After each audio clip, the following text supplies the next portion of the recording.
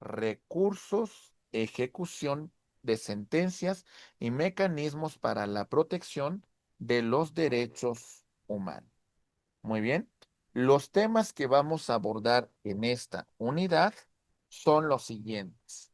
Señalamos los recursos dentro del sistema acusatorio, derecho a la doble instancia y recursos de apelación, recursos de casación y revisión de sentencia. La ejecución de sentencias y derechos humanos, derechos de personas privadas de la libertad, beneficios preliberacionales, justicia restaurativa. Los mecanismos de protección de derechos humanos como el juicio de amparo, los procedimientos ante organismos internacionales y la Comisión de Derechos Humanos. Muy bien, compañeros. Ok, ahí va. Observaciones generales de la unidad. Vamos a revisar los mecanismos procesales. Se van a abordar los mecanismos que garantizan la protección de los derechos humanos en el sistema acusatorio adversarial, desde el derecho humano a los recursos hasta los extraordinarios como es el juicio de amparo. Vamos a hablar de la ejecución de sentencia, los procedimientos de ejecución de sentencias, la implementación de garantías constitucionales y convencionales para las personas que se encuentran privadas de su libertad. También, por supuesto, la protección nacional e internacional, los mecanismos nacionales e internacionales para la protección de los derechos humanos, especialmente tras la reforma constitucional del 2011 y la implementación del sistema acusatorio adversarial. Muy bien, compañeros. Ok, empezamos. ¿Cuáles son los recursos dentro de el sistema acusatorio?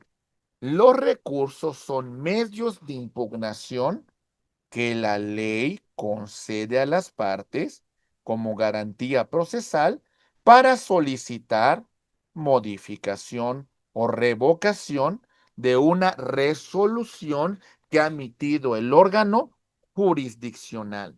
La finalidad de los recursos en el sistema acusatorio es que garantizan el derecho humano a la defensa y también, por supuesto, al debido proceso. Y también es un tema de protección judicial. Se permite que la revisión y decisiones judiciales constituyen un mecanismo esencial para la protección de los derechos humanos dentro del proceso penal.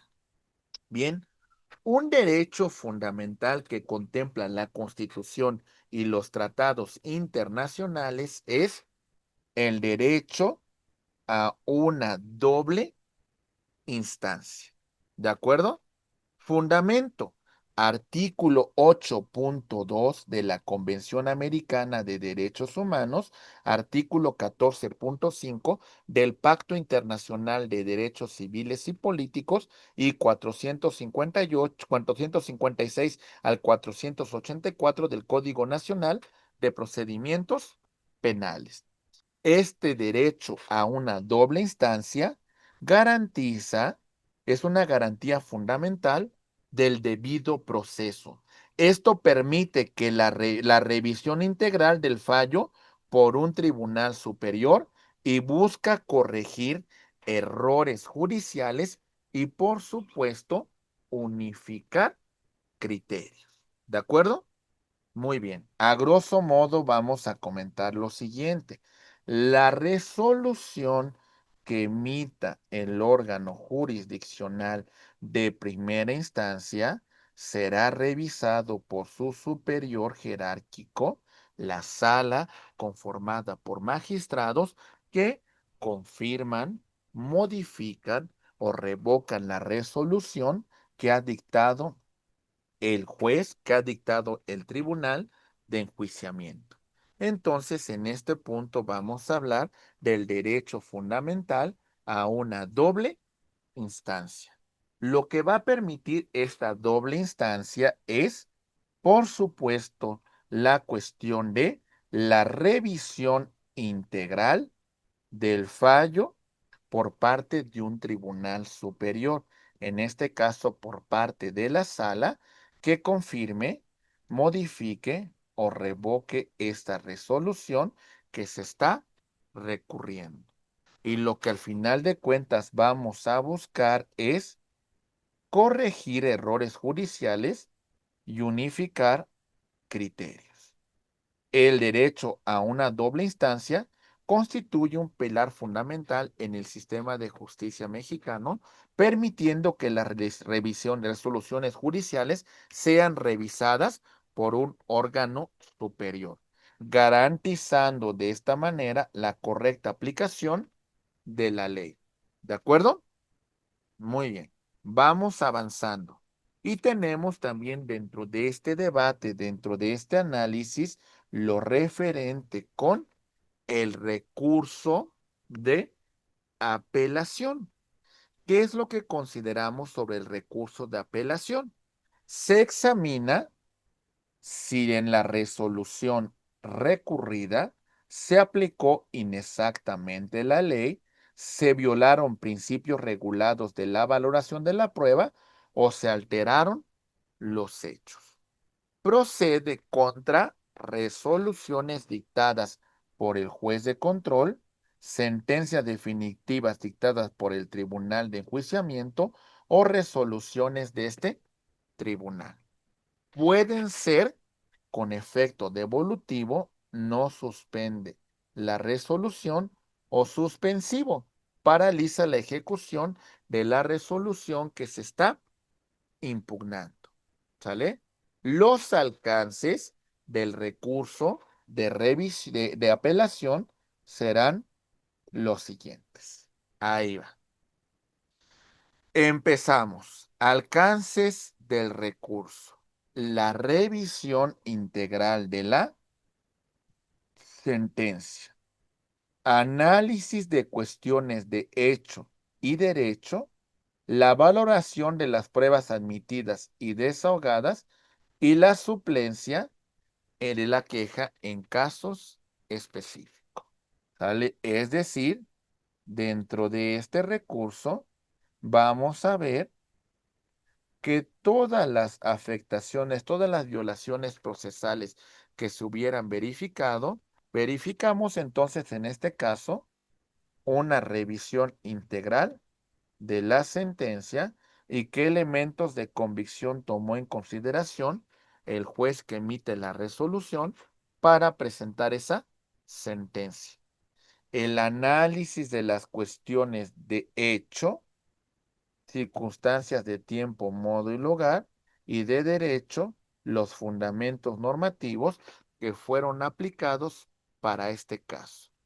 También, por supuesto, lo referente a las pruebas que fueron admitidas y desahogadas. Y también, por supuesto, la suplencia de la queja en casos específicos. Recuerden que si se dan violaciones procesales durante este procedimiento, hay que manifestarlos y hay que combatirlas al momento que se dicta sentencia, porque si no nos inconformamos, puede tratarse de un acto consentido y después ya no podemos revertir sus efectos. Las limitaciones, en este caso señalamos, el tribunal de apelación, la sala, puede revisar integralmente la sentencia, examinando tanto cuestiones fácticas como jurídicas y garantizar una justicia efectiva. Las limitaciones al recurso, por ejemplo, tenemos el principio de non reformatio imperios. La provisión de establecer, en este caso, si presentamos un recurso y si este no nos favoreciese, pues tampoco se trata de que nos causen una mayor afectación. Por lo tanto, la resolución que se dicta en el recurso no puede ir más allá de lo que nosotros estamos recurriendo en el caso de afectación.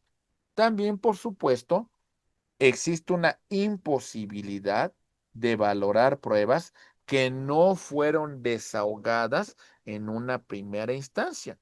También, por supuesto, el respeto a la inmediación del juez de primera instancia y los plazos procesales son estrictos para su interposición.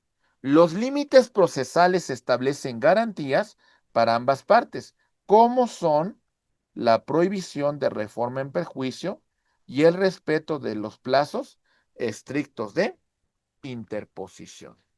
Muy bien, compañeros. Ok, rápidamente vámonos. Como tal, no se llama así el recurso. Doctrinalmente lo mencionamos de esta manera, pero se trata como tal del amparo directo. ¿Sale? Pero bueno, lo mencionamos aquí como el recurso de casación. ¿Sale? En el sistema jurídico mexicano, el recurso de casación es lo que nosotros vamos a conocer como el amparo directo en materia penal, que permite revisar la legalidad de sentencias definitivas. Entonces, a través del amparo directo, vamos a verificar la correcta aplicación de la ley sustantiva y adjetiva en la sentencia impugnada. ¿Sale? En este punto, acuérdense que es la determinación, la resolución que dictará el colegiado sobre legalidad. Ya no hay más que plantear, ¿eh? Todo este debate aquí se va a concluir. ¿De acuerdo? También, por supuesto, un tema de control de convencionalidad. Examina la conformidad de la sentencia con tratados internacionales en materia de derechos humanos y también, por supuesto, contribuye a la uniformidad en la interpretación y aplicación del derecho penal. Es importante señalar que no solamente se pueden plantear planteamientos de convencionalidad, sino también, por supuesto, podemos verificar temas de convencionalidad que podemos plantear en el amparo directo. Entonces, en alusión a lo que estamos comentando hasta aquí, mencionamos. Vamos a hablar de el amparo directo sobre temas de legalidad. Las violaciones procesales que se cometan durante este proceso las podemos combatir al momento de que se dicte la sentencia. En este caso, si no nos favoreciera, entonces vamos a argumentarlas, vamos a inconformarnos cuando presentemos nuestra apelación. Y si llega el caso de que tenemos que llevar el amparo directo y en este punto el tribunal colegiado de circuito conoce del mismo, va a resolver en esta sentencia, va a valorar en este caso estas violaciones procesales y se pronunciará en el tema de legalidad lo que dicte este colegiado, ya no hay más que hacer. Pero si existieron planteamientos de convencionalidad, en este caso la sentencia del colegiado, también se pronunciará sobre temas de convencionalidad.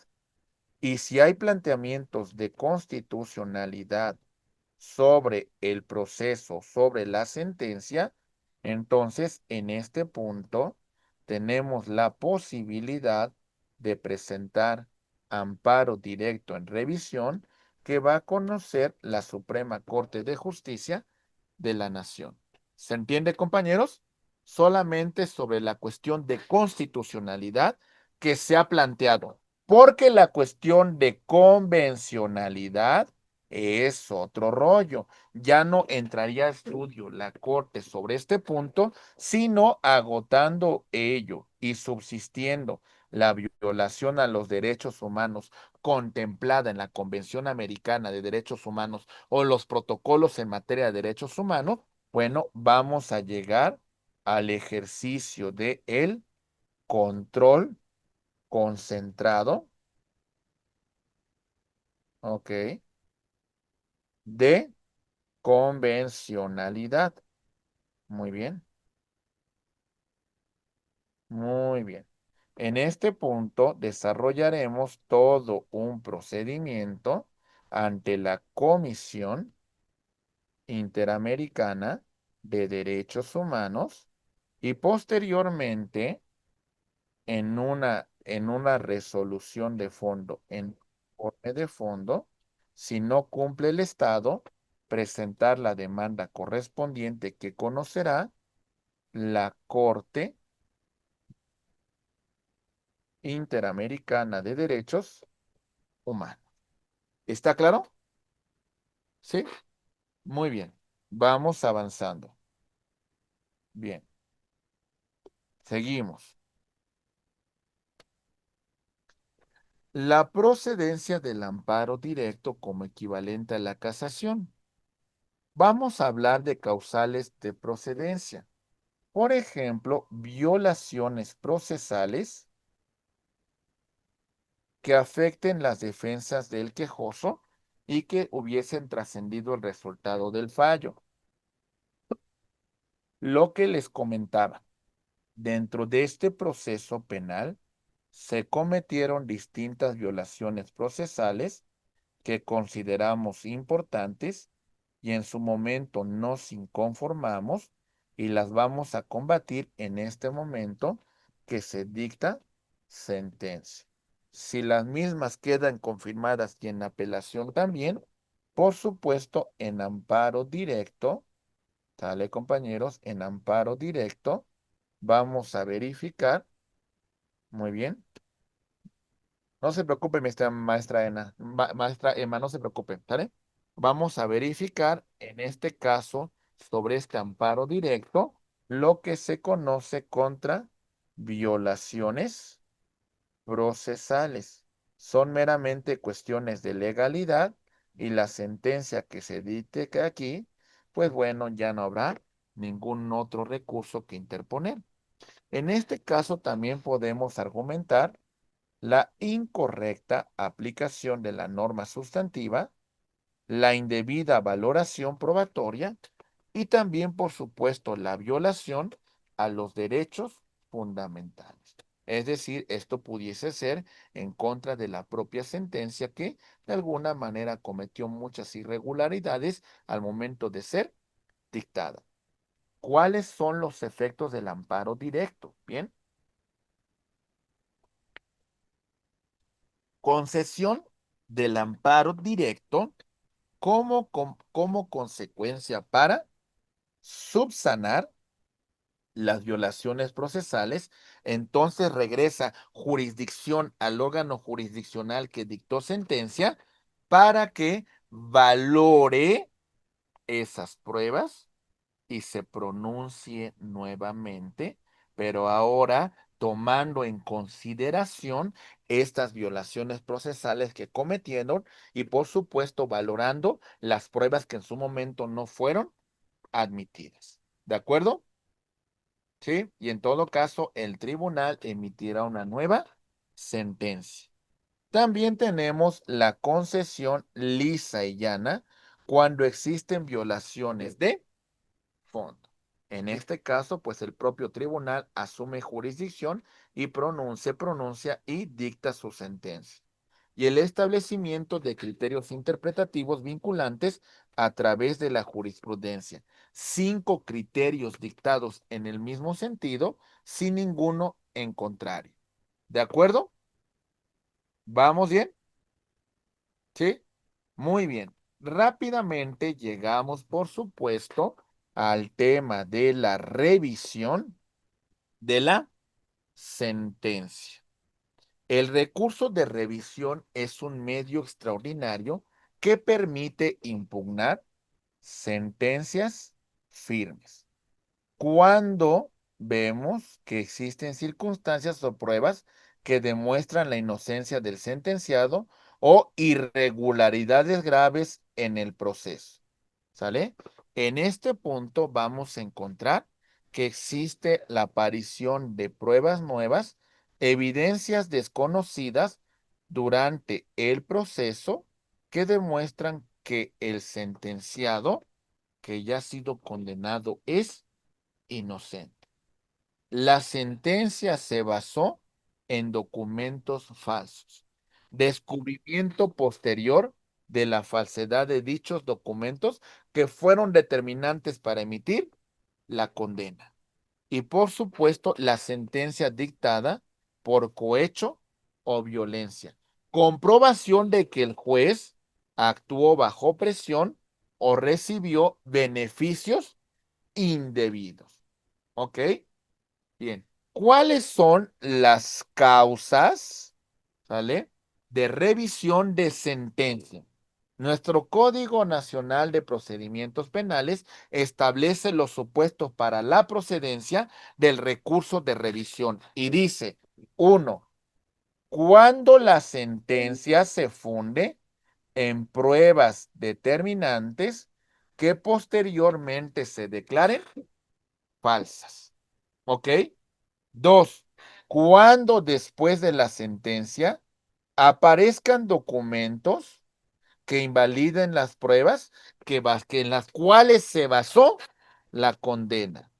Cuando se demuestre que la sentencia fue obtenida por cohecho, violencia o cualquier otra maquinaria fraudulenta, y también cuando la sentencia se basa en una ley que ha sido declarada inconstitucional por la jurisprudencia de la Suprema Corte de Justicia de la Nación. Entonces, todos estos casos y procedencia de revisión de sentencia nos va a conllevar a un punto en la cual esta sentencia quede sin ningún efecto debido a estas irregularidades graves dentro del proceso. ¿Está claro? Sí. Muy bien. Bien. Continuamos y vemos, por supuesto, la ejecución de sentencias y derechos humanos. La fase de ejecución de sentencias, pues bueno, es crucial para garantizar que la pena cumple sus fines constitucionales de reinserción social, respetando la dignidad, los derechos humanos de las personas que se encuentran privadas de su libertad. Finalidad constitucional. La ejecución penal se debe orientar a la reinserción social efectiva, no solamente al castigo, sino reincorporarlo a la sociedad. Por supuesto, la protección de sus derechos. Durante el procedimiento de la pena, se mantienen intactos todos los derechos humanos no afectados por la sentencia. Pero bueno, compañeros, muchas veces nos damos cuenta que los centros penitenciarios son todo menos lugares donde exista paz y armonía, ¿verdad? Bueno, también tenemos un control judicial. El juez de ejecución de sanciones penales va a vigilar que las condiciones de internamiento se respeten la dignidad humana y la legalidad. ¿De acuerdo? ¿Ok? Bien, avanzamos. Tenemos el marco normativo de la ejecución penal. Artículo 18 de nuestra Constitución, que establece que el sistema penitenciario se organiza bajo la base de el respeto a los derechos humanos, el trabajo, la capacitación, la educación, la salud y el deporte como medios para que verdaderamente se logre la reinserción social. Tenemos la Ley Nacional de Ejecución de Sanciones Penales publicada en 2016 que regula principios, procedimientos y autoridades que intervienen en la ejecución penal, así como los derechos de las personas privadas de su libertad. Y también, por supuesto, en este caso vamos a mencionar los tratados internacionales como las reglas Nelson Mandela y la Convención contra la Tortura y las reglas de Bangkok y otros instrumentos que establecen estándares mínimos de trato a las personas que se encuentran privadas de su libertad. Entonces, dentro de este marco normativo, vemos que existen disposiciones en la Constitución, la Ley Nacional de Ejecución de Sanciones Penales y tratados internacionales que velan por el derecho humano de las personas que se encuentran privadas de su libertad. ¿De acuerdo, compañeros? Ok, algunos de los temas que mencionaremos en relación al tema de los derechos de las personas privadas de su libertad, vamos a encontrar lo siguiente. Ahí va. Muy bien. Señalamos, uno, la Ley Nacional de Ejecución Penal reconoce un amplio catálogo de derechos fundamentales que no se suspenden por la privación de la libertad. Derechos básicos. El derecho humano a un trato digno y no discriminación. Por supuesto, la alimentación nutritiva y agua potable.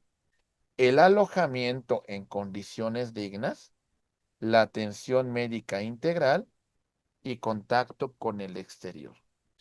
Lamentablemente, compañeros, el sistema penitenciario en México deja mucho que desear en relación a los preceptos que establece la Constitución, la Ley Nacional de Ejecución de Sanciones Penales y los tratados internacionales. Y no solamente México, sino muchos países que entre comillas se dicen de primer mundo, pues también sus sistemas penitenciarios están, pero para llorar. Los derechos del desarrollo. Hablamos, por ejemplo, de educación y actividades culturales, trabajo digno remunerado, capacitación en el trabajo, participación en actividades deportivas y, por supuesto, la libertad de conciencia y de religión. Todos estos derechos fundamentales deben de asegurarse a las personas que se encuentran privadas de su libertad. Un tema crucial del sistema penitenciario en México tiene que ver con la reinserción social. Compañeros, la reinserción social es el objetivo principal del sistema penitenciario, de conformidad como lo estipula el artículo 18 de nuestra Constitución. Es importante desde el punto de la educación, programas educativos de alfabetización hasta el nivel superior, porque muchas veces el tema de delinquir a lo mejor era por no estar preparado, por no tener hasta cierto punto, pues alguna formación académica y por supuesto el tema de darle esta educación básico hasta nivel superior puede conllevar a que una vez que cumpla su pena, una vez que cumpla la sentencia, pues bueno, a lo mejor va a tener la capacidad para desarrollar una actividad técnica o profesional, ¿verdad? También, por supuesto, el tema del trabajo, actividades laborales remuneradas y formación profesional. Además, que esto va a ayudar a reducir la pena por el trabajo realizado dentro de este centro penitenciario. También, por supuesto, el derecho a la salud, atención médica preventiva y curativa integral. Es muy importante que se tenga pues estos espacios en los cuales las personas que tienen alguna afectación en su salud pues puedan recuperar la misma, ¿verdad?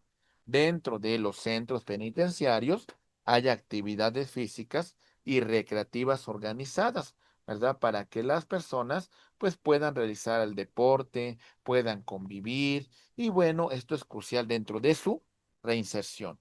Y también, por supuesto, el mantenimiento de los vínculos familiares y comunitarios. Muchas veces inclusive se fomenta el tema de matrimonios colectivos, la visita de la familia, algunas actividades de recreo, algunas actividades que que las mismas personas privadas de su libertad realizan con su familia. Esto por lo que respecta al principio constitucional de reinserción social. Ahora bien, ¿en qué consiste, compañeros, las condiciones de dignas de internamiento de las personas? Vamos a hablar dentro de los estándares mínimos, vamos a requerir espacios suficientes y dignos. ¿Los hay? La verdad es que no, no se cumple con este principio. Separación por categorías, procesados y sentenciados. Se supone que tendría que haber esta distinción dentro de los centros penitenciarios, donde muchas veces no se cumple, ¿verdad? Instalaciones sanitarias adecuadas. Bueno, pues ni los tribunales, ni las escuelas, ni centros, bueno, en muchos lugares estas condiciones no se dan. Instalaciones sanitarias adecuadas, lamentablemente muchas veces nos encontramos con situaciones paupérrimas dentro de estos centros penitenciarios. Iluminación y ventilación apropiadas, pues si todo lo demás falla, esto también es una consecuencia, ¿verdad? Mucha humedad dentro de estos lugares. También, por supuesto, áreas comunes para actividades. Bueno, en algún punto a lo mejor se cumple con este tema. Problemática actual. Sobrepoblación de los centros penitenciarios. Totalmente rebasados. Infraestructura deficiente. Hay una corrupción dentro de estos lugares. Hay una situación grave en el tema de su administración. Hay violencia intracarcelaria, hay cárteles, hay grupos que toman el control dentro de los penales y por supuesto los recursos son insuficientes. ¿De acuerdo, mis queridos amigos? Muy bien. Avanzamos y también vemos una problemática actual. La sobrepoblación en los centros penitenciarios. Bueno, ya mencionamos esto. Ahora vámonos por el siguiente punto. Decimos, el derecho a la salud en prisión. Se tiene derecho, por supuesto, mis queridos amigos, al tema de el marco normativo que regula este derecho, el artículo 9 y 7 y 80 de la Ley Nacional de Ejecución de Sanciones Penales, que establece el derecho a la salud física, mental de las personas privadas de su libertad. Dentro de algunos puntos importantes a considerar, tenemos, por ejemplo, la cuestión de la atención médica preventiva y curativa, ¿sale? Un tema de atención especializada para mujeres. Bueno, esto es muy delicado lo que nos dice el maestro Jesús, ¿no? El tema de que en el penal de Cautitlán duermen amarrados y sobrepoblados, ¿verdad? Pues prácticamente no le envidiamos nada a El Salvador, ¿no? Pero ahí hay un estado de excepción que ha establecido el Estado, pero bueno, también de alguna manera hay vulneración a derechos humanos, pero el presidente de El Salvador, Nayib Bukele, pues justifica en atención pues a una política criminal de derecho penal del enemigo, ¿verdad? Como las pandillas cometieron muchos actos en contra de la población, pues ahora porque hay que tenerles consideración, ¿verdad? Pero bueno, también por supuesto, bueno, ya hablamos de la atención especializada para mujeres, ¿verdad? Hay pues cuestiones ginecológicas, también por cuestiones que tengan que ver con algún embarazo o alguna situación especial, requiere una atención especializada y principalmente otorgada por mujeres médicos, ¿verdad? Vemos también el tratamiento de adicciones, que es muy importante para su reinserción, y por supuesto la atención psicológica y psiquiatra que puede requerir una persona privada de su libertad. Algunos desafíos. Tenemos insuficiencia de personal médico, medicamentos insuficientes o caducos, infraestructura sanitaria en la mayoría de los centros penitenciarios mexicanos es paupérrima. No se cumple con estos preceptos que estamos señalando. ¿De acuerdo? Bueno, también dentro de la aplicación de esta normativa vamos a hablar de los beneficios preliberacionales. En este punto en particular, vamos a señalar como los mecanismos de liberación anticipada de las personas sentenciadas que cumplen con ciertos requisitos buscando favorecer su reinserción social. Nos encontramos, por supuesto, con libertad condicionada. Procede cuando se ha cumplido el 70% de la pena impuesta y existe una buena conducta y se da con un plan de actividades. ¿Sale? En este punto podemos otorgar algún beneficio preliberacional, una libertad condicionada. También, por supuesto, una libertad anticipada cuando se extingue la pena de prisión y otorgamiento de libertad al sentenciado que ha cumplido por lo menos con un 50% de su condena y muestra signos evidentes de reinserción social. También nos encontramos en este caso con la sustitución de la pena, reemplazo de pena de prisión por medidas alternativas como trabajos a favor de la comunidad o tratamiento en libertad o semilibertad. ¿De acuerdo? Estos son algunos beneficios preliberacionales y mencionamos en qué casos se van a presentar. Pero bueno, el marco normativo que rige a estos beneficios preliberacionales los vamos a encontrar del artículo 136 al artículo 145 de la Ley Nacional de Ejecución Penal y por los protocolos del Poder Judicial de la Federación, así como los criterios de la Suprema Corte de Justicia de la Nación. Algunos requisitos generales que se van a verificar es que se presente buena conducta durante la reclusión, la participación en actividades educativas, laborales y deportivas, por supuesto la reparación del daño y la garantía de su cumplimiento, también el no ser reincidente o habitual y el informe favorable por parte del comité técnico. Muy bien.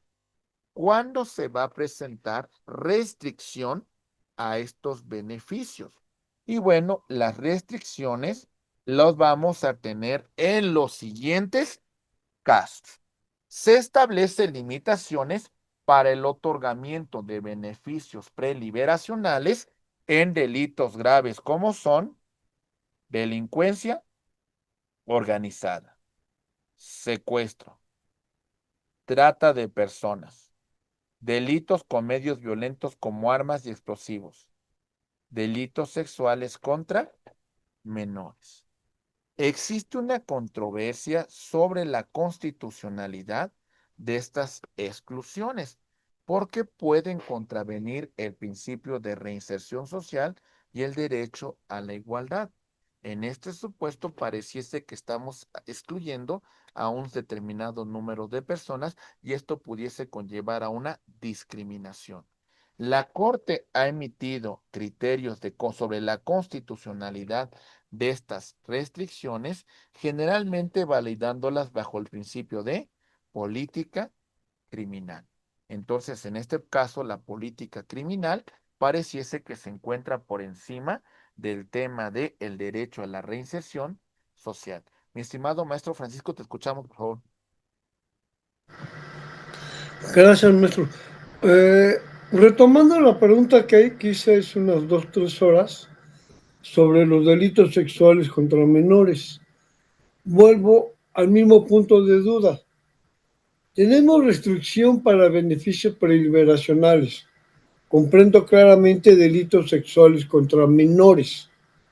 Pregunto, ¿y delitos sexuales contra gente de tercera edad, discapacitados y o mayores de edad, ahí no aplican restricciones, dado el contenido que usted nos está haciendo favor de proporcionar, contenidos en los 136 al 145 de la Ley Nacional de Preliberaciones, ¿sí? Entonces, volvemos a que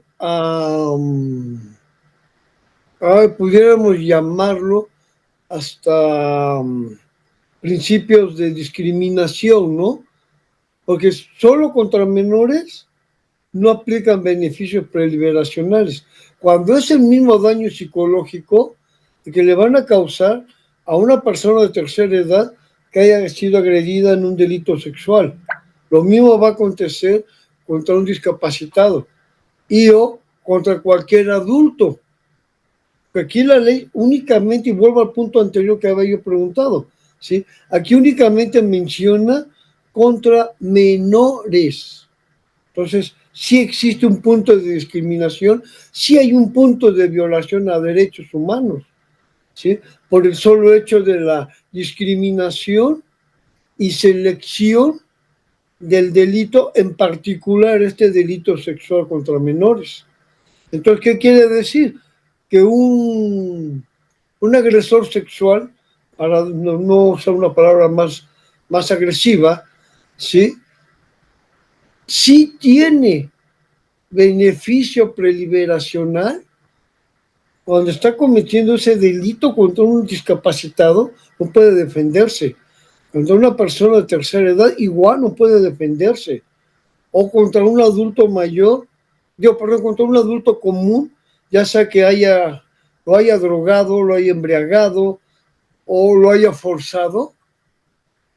¿No considera usted que ahí hay un grave error en nuestra ley? Salvo su mejor opinión, claro. Bueno, sí, o sea, si lo vemos desde ese punto de vista, podríamos considerar dentro de una interpretación armónica, podríamos decir, por ejemplo, en este caso de delitos sexuales contra menores, pues podríamos decir que siendo un grupo vulnerable, pues ¿por qué no incluir ahí personas con discapacidad, personas, por ejemplo, adultos mayores, personas a lo mejor que no comprendan la naturaleza del hecho que se está aconteciendo? Sí, si lo vemos desde esa perspectiva, podemos encontrarnos hasta cierto punto con cierta discriminación. En este caso, la norma es muy clara en el tema que qué delitos son excluidos y la reiteración de la Corte, ¿no? Diciendo, bueno, ¿sabes qué? Bajo este principio de política criminal, estas restricciones prevalecen sobre esos delitos. Si lo vemos desde el punto de vista de una defensa, en el caso de que usted tenga alguna persona que pueda recibir un beneficio preliberacional por delitos cometidos a lo mejor sexuales contra una persona mayor de edad, lo que se argumenta en este caso, pues, es la comprensión del acto, comprensión del hecho, que a lo mejor sí hay una afectación importante para esta persona, pero hasta cierto punto se considera en un ejercicio de mayor ponderación cuando dañan a un menor. Por supuesto que puede verse como una discriminación, pero lo que la ley hace es que solamente estos delitos entran dentro de esta categoría y los que no se encuentran aquí, pues pueden ser objeto de un beneficio preliberacional. Pero aunque el argumento es muy válido, mi estimado maestro, totalmente. Entonces no hay ninguna disposición o pronunciamiento por parte de la Corte Internacional en Derechos Humanos. Sí, aunque sabemos que la nacional, esa navega con banderita, pero en la internacional sí hay un poco de más apoyo. Entonces tampoco del lado del internacional se cuenta con un apoyo, una restricción, porque esa persona que violentó sexualmente a un adulto mayor, a un discapacitado o a una persona mayor de edad, es tan peligroso como el que violentó sexualmente a un menor. Pues sí, pero miren, al final de cuentas, si nos vamos al estándar internacional, los propios tratados internacionales fomentan el tema de los beneficios preliberacionales. Entonces, ¿Sí? difícilmente van a ser restrictivos sobre estos temas. En este supuesto, la limitación que establece la norma mexicana es exclusivamente sobre este tipo de delitos. Por eso la Corte lo reiteró. Sobre estos delitos, pues continuamos bajo política criminal y estos no tienen beneficio preliberacional. Y los que no se encuentren aquí, es decir, aunque sean muy similares como usted lo establece en el caso de delitos sexuales contra adultos, contra personas de la tercera edad o contra personas que tengan alguna discapacidad, pues pudiésemos excluirlos a no estar señalados aquí de forma literal, ¿no? Si usted quiere argumentar a lo mejor de que los menores de edad se encuentran en una situación de vulnerabilidad, lo mismo se encuentran los adultos de la tercera edad y por supuesto las Uh-huh. personas con discapacidad que no tienen, pues de alguna manera no pueden defenderse muchas veces del hecho, no pueden resistirlo, ¿no? Entonces ahí tenemos posiblemente un tema de discriminación en el caso de esas víctimas en particular. ¿Ok? Gracias. Muchas gracias, maestro. Maestro Antonio, Pedro Antonio levantó la mano, ¿verdad? Le escuchamos. Sí, muchas gracias, doctor. En el mismo sentido, quiero yo recordar estos beneficios preliberacionales, hablando de agresores sexuales. Yo recuerdo que por ahí del año 2002, 2003 aproximadamente, aquí en la Ciudad de México, fue parte de la política de gobierno de López Obrador cuando era jefe de gobierno. Él fue uno de los primeros que hizo esas preliberaciones precisamente para agresores sexuales. Y de ahí surgieron, nuevamente volvieron a incurrir en ese delito. Pero aquí al detalle que voy o al punto que nos fija. Sabemos que para delitos sexuales cometidos en contra de menores no hay vuelta de hoja, no va a haber negociación para una preliberación.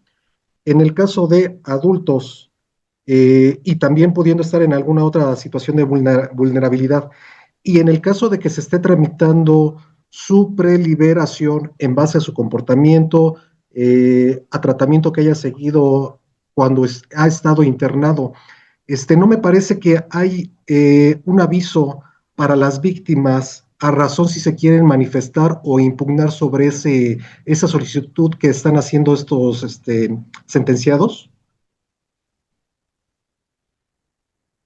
Pues mire, al final de cuentas, así como usted lo está argumentando, pues creo que lo que hace aquí la norma parece, como usted lo dice, ¿no? En un tema de política criminal es muy claro, ¿no? Lo que aquí se establece es un tema de política criminal, nada más, ¿no? O sea, en estricto sensu, no hay una valoración en relación de la gravedad del delito. Como aquí lo debatimos, ¿no? En el tema de convencionalidad o en el tema de constitucionalidad. Estas exclusiones que aquí se mencionan pues podrían controvertir el principio de reinserción social. ¿Y qué tal si la persona que cometió esos delitos, pues le echó todas las ganas? ¿Qué tal si la persona que cometió estos delitos, pues a lo mejor pues quiere cambiar su vida, se arrepintió, está trabajando ya totalmente, a lo mejor dentro de temas pues ya dejó de consumir drogas, alcohol, se preparó también, tomó el tema de capacitación, practicó deporte, realizó trabajo, ha tenido buen comportamiento y demás. Dentro de todo esto, pareciese que es un tema de discriminación, ¿no, maestro? Pareciese que es un tema que no considerarlos, pues por política criminal, pues los deja, los excluye. Y pudiéramos argumentar un tema de violación a derechos humanos. Si lo vemos desde tratados internacionales, creo que hay mucho que confrontar sobre estos temas, ¿eh? Los tratados internacionales difícilmente establecerán un tema de que pues también sean incluidos esas personas dentro de ese estándar de delitos excluidos, pero por lo que respecta a considerarlos para un beneficio preliberacional, por supuesto que hay un estándar que consideran los tratados internacionales, ¿no? Sobre este punto, Así es, sí. ¿sí? Muy Sí, bien. también en el mismo acuerdo. Gracias, doctor. Sí. Muchas gracias. Muy bien, nos dice Anayeli. Dice que al final de cuentas, aquí dice, podríamos pensar desde ese punto de vista, pero también hay que ver que son delitos considerados como graves, ¿sí? O sea, al final de cuentas, este catálogo, como usted lo dice, maestro Pedro, pues tiene que ver con un tema de política criminal. Si al rato la política criminal cambia y algunos delitos son excluidos o son incorporados otros, ese es el punto de partida, ¿no? Lo que ocurrió en el 2019, que aquellos delitos que fueron considerados de prisión preventiva oficiosa, pues esto pudiese ocurrir también en estos casos de beneficios preliberacionales, ¿no? Muy bien. Ok, vamos avanzando. Y rápidamente, mis queridos amigos, dentro de todos estos temas que estamos revisando, es importante hablar de la justicia restaurativa. La justicia restaurativa es un modelo que busca reparar el daño causado por el delito, involucrando a la víctima, el ofensor, la comunidad en busca de dar soluciones. La víctima tiene una participación activa en el proceso, expresión de necesidades y recepción de reparación.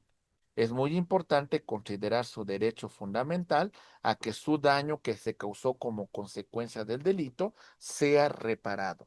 En relación al ofensor, el reconocimiento de su responsabilidad, la comprensión del daño y su compromiso de reparación. Vean cómo cambiamos los conceptos, ¿verdad? Y la comunidad, apoyo a víctimas y ofensores y participación en la reintegración social. Es un punto muy importante también dentro del derecho penal y por supuesto los principios que lo van a regular. Hablamos, por ejemplo, de los principios que regulan a la justicia restaurativa, como es el tema de la voluntariedad, la participación libre consentida de víctimas y ofensores, sin coacción, sin presión. Saben que de alguna manera los ofensores realizaron una conducta que violó los derechos de una persona, pero están dispuestas a asumir su responsabilidad y por supuesto están dispuestos a reparar el daño que causaron, ¿verdad? La confidencialidad, la protección de la información compartida durante este proceso restaurativo. No va a ser pública, no va a ser utilizada en su contra. Aquí lo que buscamos es una reparación integral. También, por supuesto, la flexibilidad, adaptación a las necesidades específicas del caso por caso, ¿sale? En su contexto cultural, no con la rigidez de un proceso como es el sistema acusatorio en cada una de sus fases, sino aquí tomando la necesidad de la víctima y por supuesto la voluntad que tiene el ofensor de reparar ese daño. Por supuesto, la imparcialidad de facilitadores neutrales que no deben de favorecer a ninguna de las partes. Todo lo contrario, están ahí para apoyar y encontrar una solución adecuada. Y por supuesto, complementariedad, coexistencia de un sistema de justicia tradicional que no es sustituido por esta justicia restaurativa. Hay una aplicación de justicia restaurativa en nuestro país y por supuesto hay muchos modelos que en su momento se van a comentar, como por ejemplo el marco normativo del artículo 186 al 190 de la Ley Nacional de Ejecución de Sanciones Penales. También tenemos la Ley Nacional de Mecanismos Alternos de Solución de Controversias en materia penal y protocolos estatales de justicia restaurativa. Lo que se fomenta es encuentros entre la víctima y su ofensor, conferencias familiares en los cuales se incluyan a familias tanto de la víctima como del ofensor y logremos, por supuesto, un acuerdo, una satisfacción a nuestros intereses, círculos de paz, paneles de víctimas y programas de reintegración comunitaria. Creo que lo mejor a veces como seres humanos es asumir que a veces nos equivocamos y que por supuesto tenemos derecho a una segunda oportunidad. Es algo muy humano, es algo que tenemos que llegar a ese consenso. También a veces como víctimas, ¿eh? Estamos en un clima de violencia tan generalizado, compañeros, que actuamos con rabia, que actuamos sin medir consecuencias, que actuamos pensando que nos pertenece el derecho, pensando que a lo mejor, pues de alguna manera tengo el derecho de causar daño a terceros, cuando no debe ser así. ¿Ok? Bueno, avanzando sobre todas estas problemáticas, vamos a considerar dentro de estos temas, por supuesto, la justicia restaurativa en la ejecución penal. ¿Qué podemos mencionar sobre estos puntos? Decimos, la Ley Nacional de Ejecución Penal incorpora una justicia restaurativa dentro de su proceso de reinserción social. Vamos en este caso a identificar los casos. Selección de casos apropiados para procesos restaurativos según criterios de voluntariedad y el tipo de delito que se causó. Preparación de participantes, sesiones individuales con víctimas y ofensores para explicar el proceso y preparar el encuentro y por supuesto el encuentro restaurativo. diálogo facilitado, donde la víctima expresa el impacto del delito y el ofensor asume su responsabilidad. Fíjense que, híjole, hay un caso de un asesino serial en Estados Unidos por ahí de la década de los noventas. Creo que es el asesino serial de JBK que era de matar, morder y mutilar, algo así se refería, ¿no? Pero, ¿qué creen? Todo el mundo lo insultaba, lo ofendía, lo maldecía y demás. ¿Y dónde creen que se quebró? Cuando una de las víctimas le dijo, yo te perdono. Todo el daño que tú me hayas causado, yo te perdono. Yo de corazón te ofrezco perdón. Te reitero que no tengo nada en contra tuya. Te perdono por todo el daño que me causaste. No tengo nada más en contra tuya. ¿Y qué creen que pasó con ese momento? Se derrumbó, se quebró. No esperaba muchas veces esa respuesta. Un tema de estoicismo también nos implica eso, ¿verdad? A veces para un acto de violencia se requieren dos. A veces, muchas veces, es un tema de asumir, pues, este diálogo, esta conversación, esta situación en la cual se asume una responsabilidad. Hoy en día estamos educando a personas, digamos, generaciones se están educando bajo un sistema de no responsabilidad, bajo un sistema de que mi prioridad son mis necesidades, bajo un sistema en la cual lo principal gira en torno mío, cuando hay que tener una visión más integral, más comunitaria, que ya prácticamente no la tenemos. Entonces, esto es muy importante. También, por supuesto, el acuerdo de reparación, establecimiento de compromisos concretos y de reparación material y moral simbólica. ¿Sale? Por supuesto, el seguimiento, verificación de cumplimiento de acuerdo y apoyo continuo a los participantes. ¿De acuerdo, mis queridos amigos? Muy bien. Dentro de todos estos puntos también mencionamos el derecho también a acudir a los mecanismos de protección que se contemplan dentro de la tutela de los derechos humanos. Existen diversos mecanismos en nuestro país para proteger los derechos humanos, tanto a nivel nacional como a nivel internacional, que funcionan como garantías de las personas sometidas al sistema de justicia penal. Algunos mecanismos nacionales para la protección de derechos humanos tenemos al juicio de amparo, tenemos los recursos judiciales, porque por supuesto también van a garantizar la defensa de los derechos humanos contemplados en la Constitución y también en tratados internacionales en materia de derechos humanos. Por supuesto, también los procedimientos ante la Comisión Nacional de Derechos Humanos y las comisiones locales de derechos humanos que tienden a proteger a las personas contra violaciones a sus derechos fundamentales. También, por supuesto, tenemos mecanismos internacionales de protección de los derechos humanos, como es el caso de la Comisión Interamericana de Derechos Humanos, la Comité de la ONU que supervisa el cumplimiento de tratados internacionales.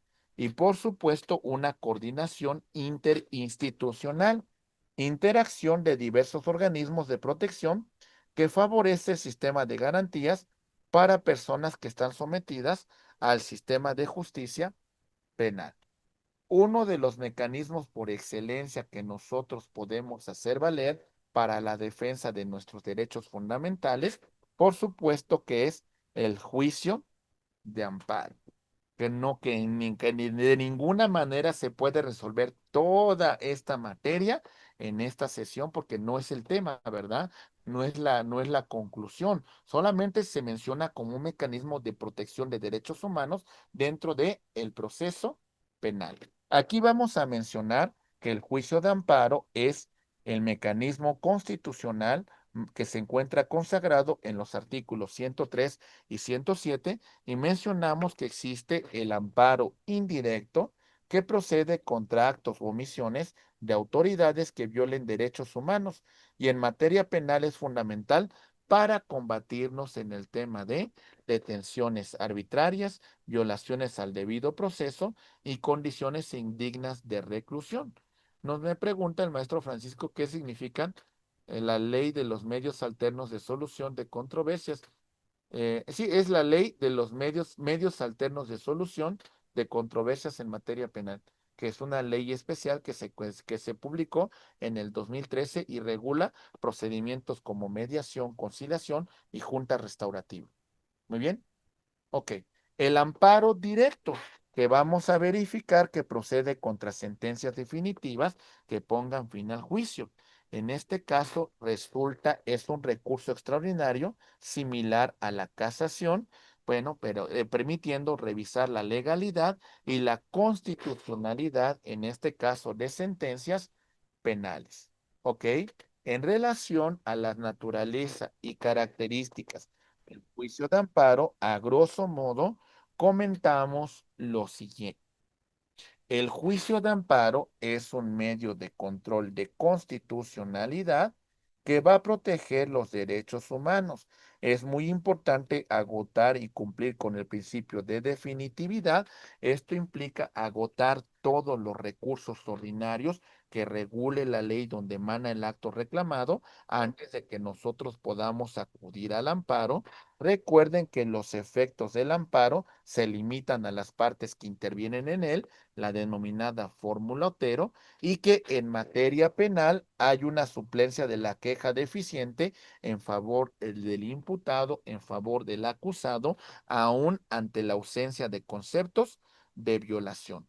Recuerden que algunas reformas recientes a la ley de amparo, bueno, no tan recientes, 2013, señala que el amparo puede proceder contra actos de particulares cuando el acto de particular pues tiene la naturaleza de ser unilateral, imperativo y coercitivo, pero bueno, eso será materia de otra explicación.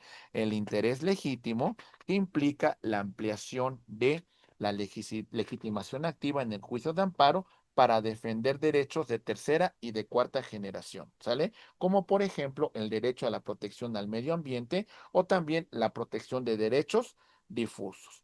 La Declaración General de Inconstitucionalidad, cuando la Corte se ha pronunciado en primera vez sobre la inconstitucionalidad de una norma, pues señalará al Congreso para que haga las modificaciones que sean necesarias y que esa norma no se declare, que no continúe en su inconstitucionalidad y por supuesto la figura del amparo adhesivo en el caso del amparo directo, la contraparte del quejoso podrá presentar amparo adhesivo para de alguna manera presentar argumentos en favor de la sentencia o en todo caso combatir lo que no le fuera favorable.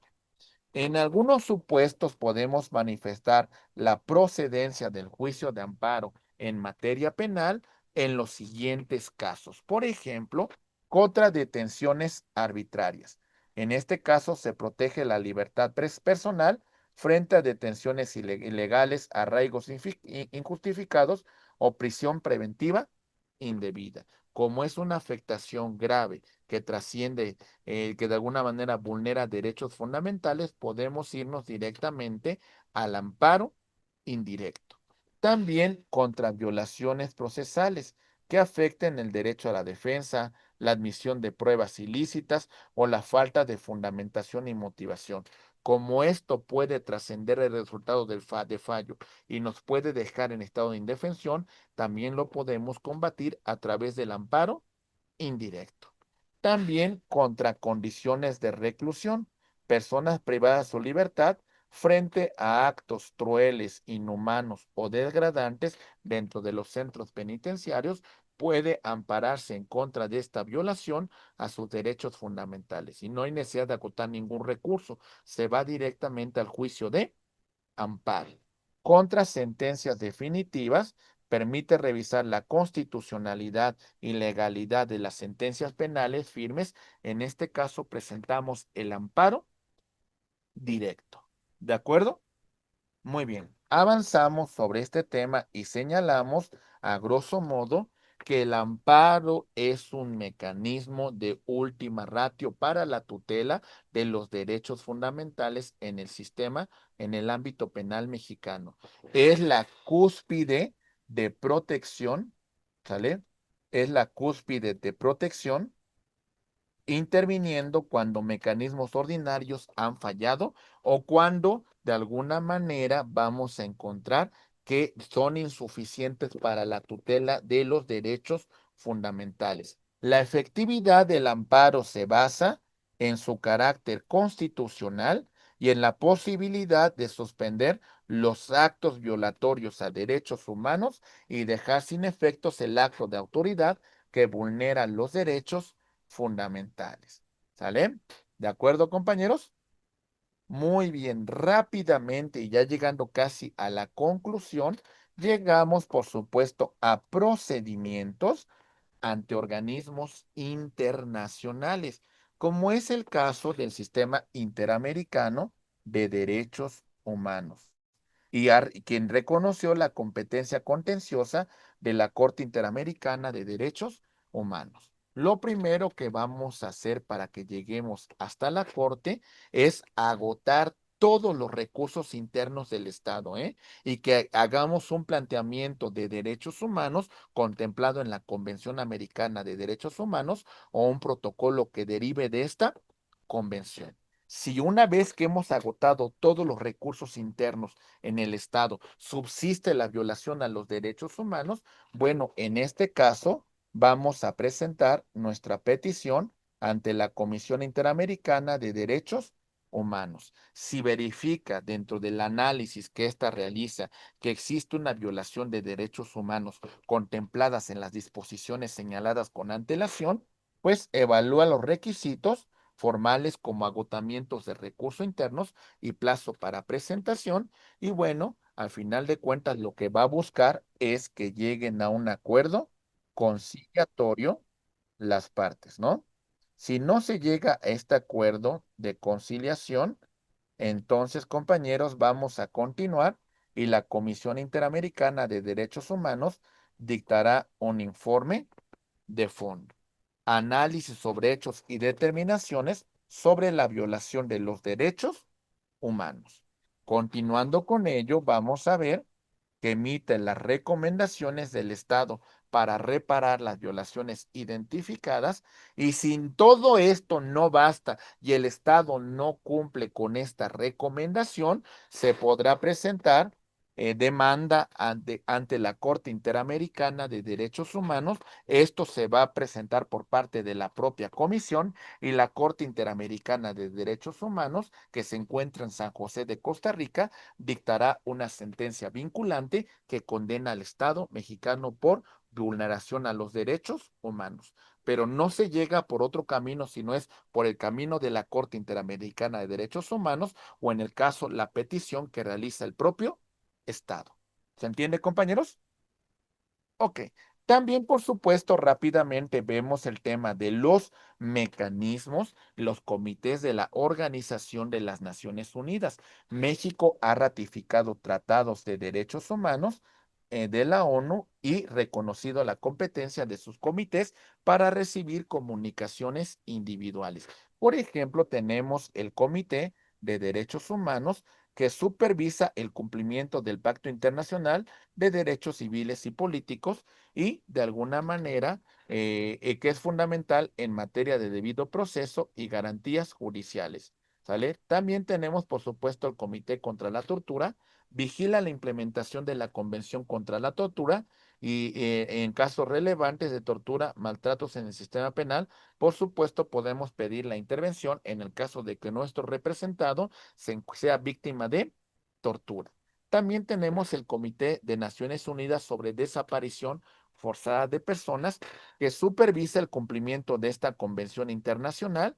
Y bueno, también, por supuesto, lo podemos hacer valer dentro de un proceso penal en nuestro país. Bueno, dentro de todos estos casos en particular, es importante señalar que existen sentencias importantes y emblemáticas contra México, como por ejemplo, en la mañana ustedes mencionaron el caso de Campo Algodonero contra México del 2009, que estableció estándar sobre la debida diligencia en la investigación de feminicidio y la obligación de juzgar con perspectiva de género. Sin lugar a dudas, este caso conllevó a estas reformas y sobre todo a la implementación del tipo penal de feminicidio y a muchas instituciones que garantizan a la mujer una vida libre de violencia o también como consecuencia de la celebración del Tratado Internacional llamado como Convención de Belén do Pará para combatir toda forma de discriminación y violencia contra la mujer. Tenemos también el caso Rosendo Radilla Pacheco contra México, que transformó el sistema jurídico al dar origen al control de constitucionalidad y convencionalidad y, por supuesto, a la interpretación conforme y principio pro persona. Y tenemos también el caso Cabrera García y Montiel Flores contra México, que estableció la inadmisibilidad de pruebas obtenidas mediante tortura y la obligación de investigar denuncias de tortura.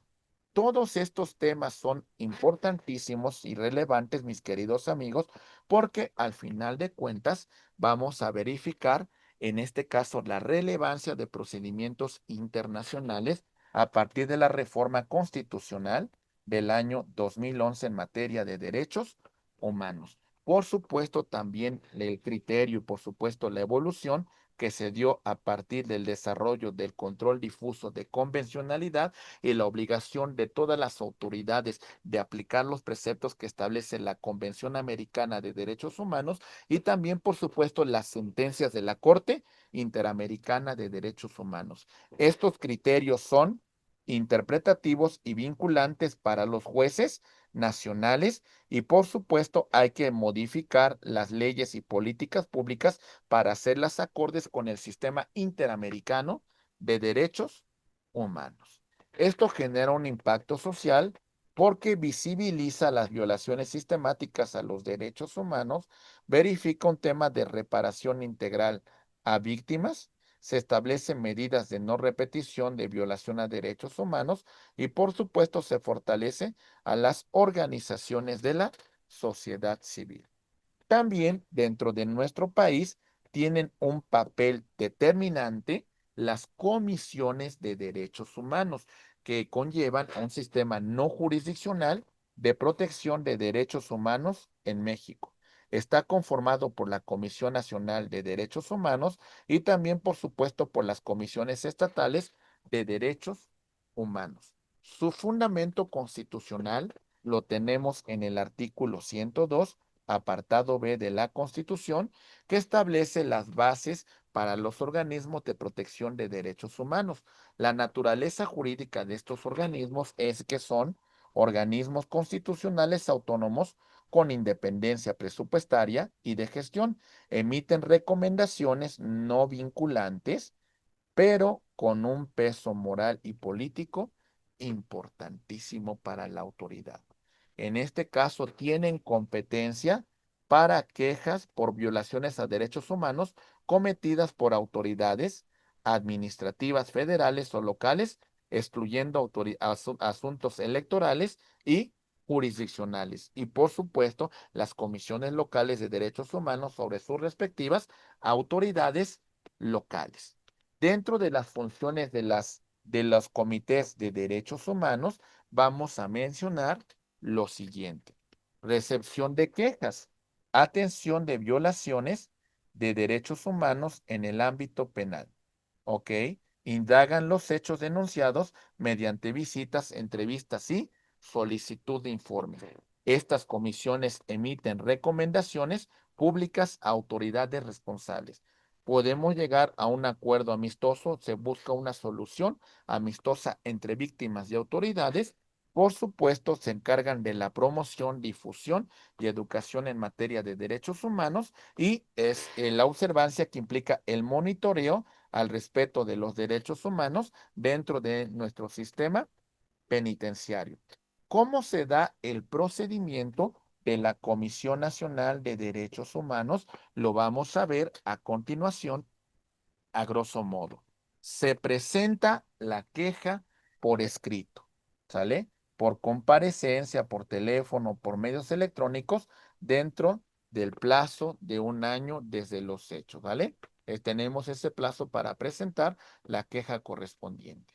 Tenemos, por supuesto, la calificación, determinación sobre la competencia y procedencia de la queja. Investigación, solicitud de informes a autoridades, visitas, inspección y entrevistas y otras diligencias. Y la conciliación, intento de solución amistosa en casos que así lo permitan. Se emite una recomendación, documento público que establece la asistencia de violaciones y medidas de reparación y se da seguimiento verificando el cumplimiento de las reparaciones aceptadas y por supuesto que esto va a quedar siempre en el tema de voluntad de las partes, de la voluntad del Estado, porque al final de cuentas es una recomendación que no es vinculante, pero como ya señalamos, tiene un peso moral muy, muy importante. ¿Cuál es el impacto que tiene esta comisiones en el sistema penal? Bueno, por ejemplo, áreas de intervención que tiene la comisión en el caso de detenciones arbitrarias, ¿sale? Fuera de procedimiento o que fueron dentro de procedimiento, pero que vulneraron los derechos humanos de las partes. En el caso de tortura y malos tratos, por supuesto, también en la cuestión del debido proceso, en las condiciones de reclusión y en los derechos de las víctimas del delito.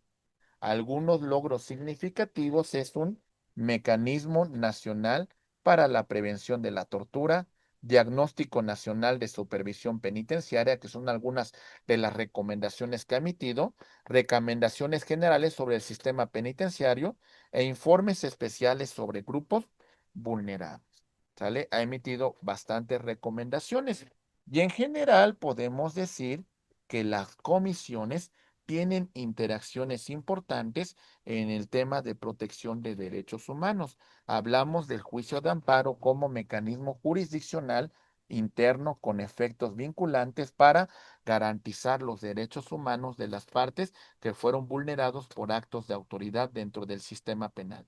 También hablamos de las comisiones de derechos humanos como un mecanismo no jurisdiccional interno con recomendaciones no vinculantes. Señalamos el funcionamiento del Sistema Interamericano de Derechos Humanos, en la cual la Comisión emite un informe de fondo y si no se cumple ese informe de fondo, la sentencia que dicta la Corte Interamericana de Derechos Humanos, que son vinculantes y obligatorias para el Estado. También, por supuesto, mis queridos amigos, que estos mecanismos no son excluyentes entre sí, sino complementarios. Forman un sistema integral de protección de los derechos humanos dentro del ámbito penal. ¿De acuerdo, mis queridos amigos? Muy bien. Conclusiones generales. Ya llegamos al final, compañeros, y decimos, los recursos en el sistema acusatorio mexicano constituyen garantías fundamentales del debido proceso, permitiendo la revisión de las decisiones judiciales y la corrección de posibles errores, siendo el derecho a la doble instancia un estándar internacional incorporado plenamente en nuestra legislación nacional a través del recurso de apelación, en la cual la sentencia dictada por un tribunal de enjuiciamiento será revisada por la sala penal que confirma, modifica o revoca dicha determinación.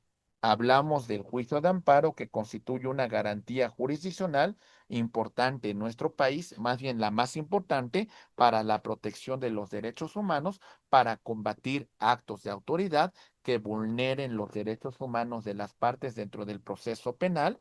Por supuesto, hablamos del tema de la ejecución penal que ha evolucionado hacia un modelo centrado de reinserción social, respetando los derechos humanos aunque persisten desafíos importantes derivados de la implementación de la Ley Nacional de Ejecución de Sanciones Penales. Y bueno, hablamos de la justicia restaurativa, que conlleva un paradigma complementario al sistema tradicional y busca la reparación del daño y la reconciliación con un desarrollo incipiente pero prometedor dentro del marco mexicano. Y por supuesto, concluimos con los mecanismos internacionales y las comisiones de derechos humanos que complementan el sistema de protección, generando estándares y criterios que han transformado de forma amplia la tutela de los derechos humanos en nuestro país, principalmente a partir de la reforma en materia de derechos humanos.